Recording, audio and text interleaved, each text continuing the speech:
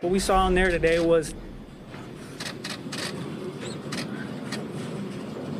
a political spectacle done at the expense of an innocent victim who has never lied on anything, who has a perfect and unblemished record, and who General Hyten himself stated in the evaluation he gave me, my ethics and integrity are above reproach. Can't say the same about him. Welcome back. That was Army Colonel Catherine Spletsdozer, who's accused the man nominated to be the country's #2 military officer of sexual misconduct. During his confirmation hearing today before the Senate Armed Services Committee, Air Force General John Hyten denied the allegations that he sexually harassed and assaulted the colonel when she worked for him at U.S. Strategic Command. Among the committee members offering their support to Hyten, Arizona Republican Martha McSally, who discussed her own sexual assault while in the military earlier this year. The truth is that General Hyten is innocent of these charges. Sexual assault happens in the military. It just didn't happen in this case. Courtney Kube covers the Pentagon and national security for us here at NBC News, and she joins me now. Courtney, I think the most jarring statement today was this unequivocal declaration of innocence from Senator McSally, obviously being the lead soundbite on this. Can we definitively say that? Well, so she's privy to some information that we haven't seen. She's a member of the Senate Armed Services Committee. Last week, they got a copy of the OSI, the Office of Special Investigation. This is an Air Force criminal investigation into these allegations of sexual assault against General Hyten.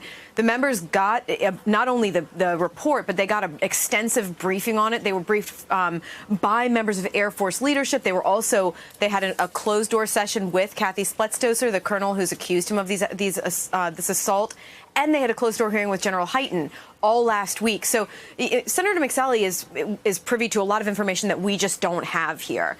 But, I mean, you're right. This was just a remarkable moment in this hearing because as a self-proclaimed victim of military sexual assault herself, Senator McSally, she gave a very passionate, plea for General Hyten, saying that, in fact, and she also was very empathetic to the accuser here.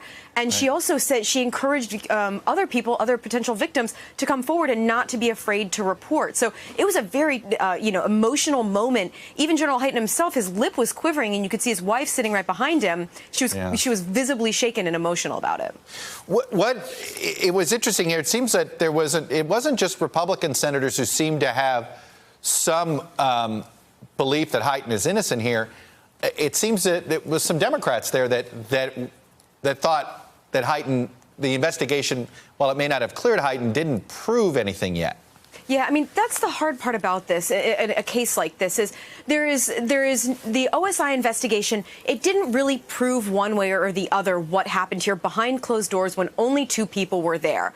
What it did was say that they don't have any evidence to prove that this actually occurred, and because of that, General Hyten was never charged with any of these crimes. So I think the most important and the most telling indication that we have here of how these senators feel is the fact that after meeting with both Colonel Spletsdozer and General Hyten last week, they still went forward with General Hyten's confirmation hearing today. It was not set until after they met with him. Is there no plan B here? Why no. I think some viewers are going to sit here and say there's got to be somebody that isn't accused of sexual assault that they could pick, right? Couldn't they just set this aside? And I'm running up against the clock, so I apologize. Yeah, I mean, you could question. you could play devil's advocate on that, and you could also say that if in fact he did not do anything and he was falsely accused, why should he be charged and why should he be held? Always also a fair point too. Anyway, the challenge of these stories, that's for sure. Courtney Kube at the Pentagon for us. Thank you. Hello, YouTubers. If you're watching this, it means you've checked out our channel, so thank you. Now do me a favor, subscribe by clicking on that button down there. Click on any of the videos to watch the latest interviews and highlights from MTP Daily and MSNBC. You can get more Beat the Press content every morning in the First Read newsletter. If you're tired of content that you don't know anything about where it came from, you don't have to have that problem with us.